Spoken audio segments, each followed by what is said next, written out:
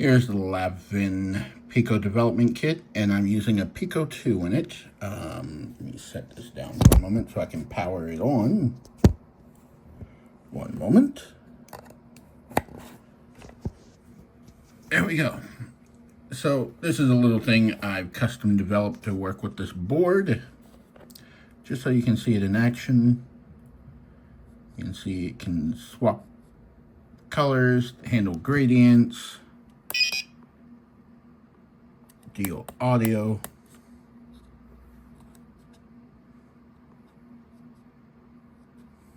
and yes, even touchscreen.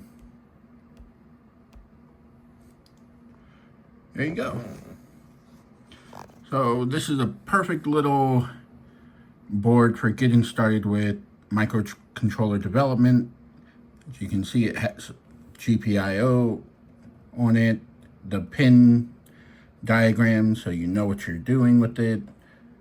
I haven't found any full documentation on this board yet.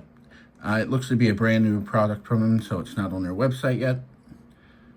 But it's a fun little thing to work on, especially if you're getting into embedded development.